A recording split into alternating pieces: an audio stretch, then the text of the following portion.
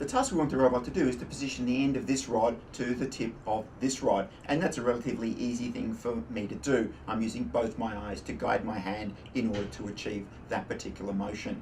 However, if I'm only using one eye, there's a potential for some ambiguity. Using just a single eye, it's actually quite difficult for me to determine the distance along the axis away from my eye. In order to achieve this positioning task in 3 dimensions, I actually need to use 2 camera views, and the cameras need to be at different viewpoints. Here's a simple graphical representation of the problem that we just looked at.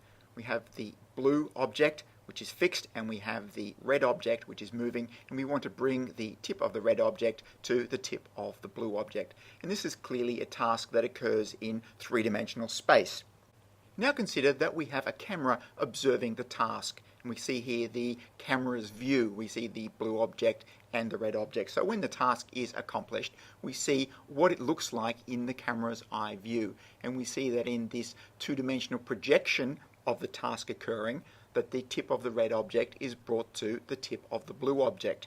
So the task is being achieved in the image as well as being achieved in 3-dimensional space.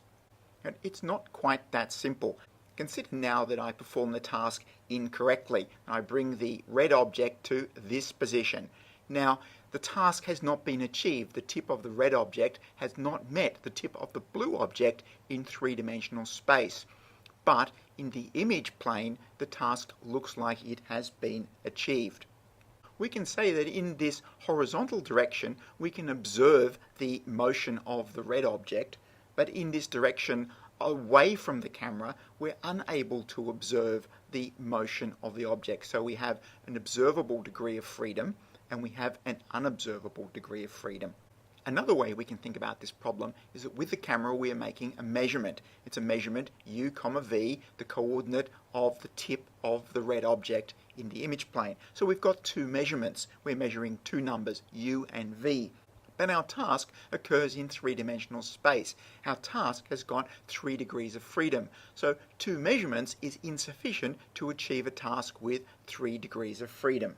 Now let's consider that we perform this with 2 cameras having a look at the task that's being accomplished. These cameras have got different viewpoints. So if we perform the task, we can now see how it looks in each camera view. This time the task has been achieved correctly.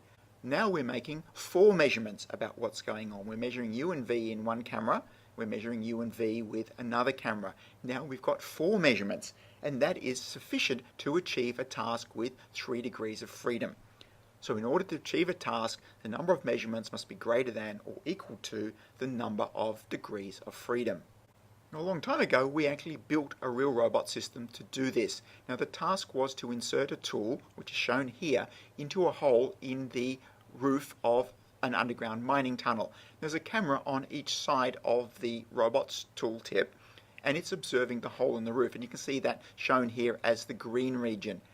And what the control system is doing is to bring the tip of the tool to the center of the green region simultaneously in both camera views. And if it does that, then it means that implicitly the tool has been put into the hole in the roof of the mining tunnel. Let's recap on the difference between vision-based control and conventional robot control. In conventional robot control, the observation of the pose of the robot's end effector is indirect. We use sensors that measure the angles of the joints, and we use a kinematic model to compute where the end of the robot is. So it is just inferred. We also need to be told the position of the object in Cartesian space. And then the task of the controller is to bring the inferred position of the robot's end effector to the position of the object which we know in advance.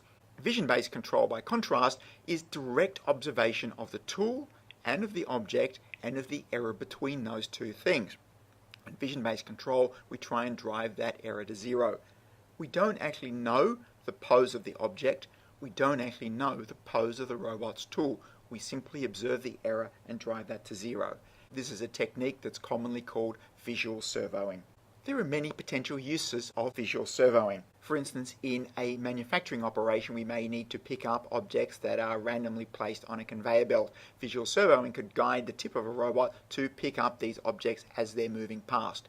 It could also be used to grab objects which are swinging on an overhead transfer line, for example. It could be used for a mating task, perhaps to put a fueling nozzle into a car, into a spacecraft, or an aircraft. Consider a problem like fruit picking.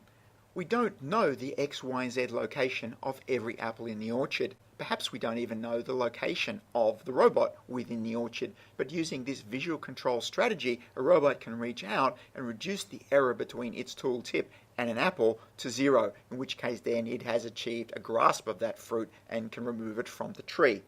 We could consider the problem of landing an aircraft on a runway. If we observe the runway, we can see some very obvious visual features there, some nice white lines, some nice white rectangles, and we could use those to control the aircraft so that its height above the runway becomes zero while being aligned with that runway. It could be used for keeping an underwater robot at a fixed location despite an ocean current trying to push it away from where it wants to be. It could be used to guide an underwater robot following an underwater pipeline. It could be used for tasks like juggling and so on. The applications of vision-based control are almost limitless.